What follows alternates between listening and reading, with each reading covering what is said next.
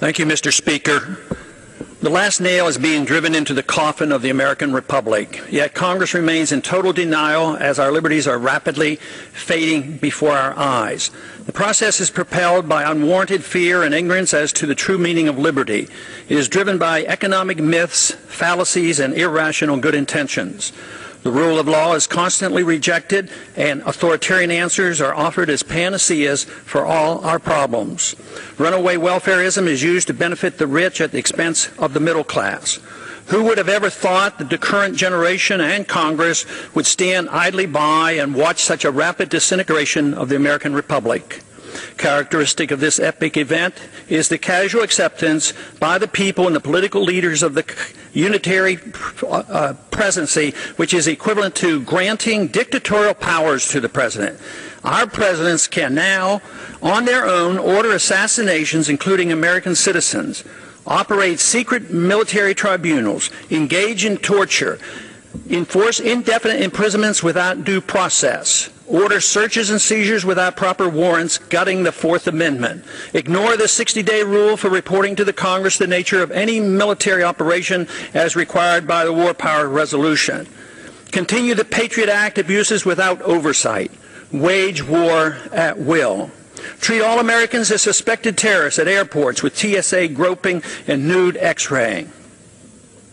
And the Federal Reserve accommodates by counterfeiting the funds needed and not paid for by taxation and borrowing, permitting runaway spending, endless debt, and special interest bailouts.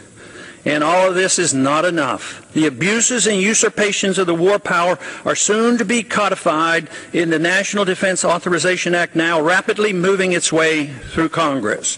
Instead of repealing the 2001 authorization for the use of military force, as we should, now that bin Laden is dead and gone, Congress is planning to massively increase the war power of the president. Though an opportunity presents itself to end the wars in Iraq, Afghanistan, and Pakistan, Congress, with bipartisan support, obsesses on how to expand the unconstitutional war power of the president he already holds. The current proposal would allow a president to pursue war anytime, any place, for any reason, without congressional approval. Many believe this would even permit military activity against American suspects here at home. The proposed authority does not reference the 9/11 attacks. It would be expanded to include the Taliban and associated forces, a dangerously vague and expansive definition of our potential enemies. There is no denial that the changes in Section 1034 totally eliminates the hard-fought-for restraint on presidential authority to go to war without congressional approval achieved at the Constitutional Convention. Congress's war authority has been severely undermined since World War II, beginning with the advent of the Korean War, which was fought solely under a UN resolution. Even today, we're waging war in Libya without even consulting with the Congress, similar to how we went to war in Bosnia in the 1990s under President Clinton.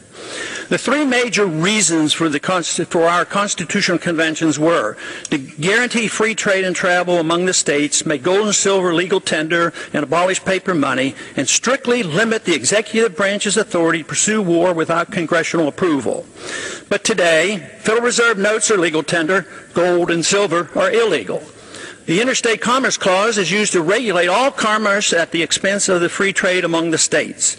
And now, the final nail is placed in the coffin of congressional responsibility for the war power, delivering this power completely to the president, a sharp and huge blow to the concept of our republic. In my view, it appears that the fate of the American Republic is now sealed, unless these recent trends are quickly reversed. The saddest part of this tragedy is that all these horrible changes are being done in the name of patriotism and protecting freedom. They are justified by good intentions while believing the sacrifice of liberty is required for our safety. Nothing could be further from the truth. More sadly is the conviction that our enemies are driven to attack us for our freedoms and prosperity, and not because of our deeply flawed foreign policy that has generated justifiable grievances and has inspired the radical violence against us.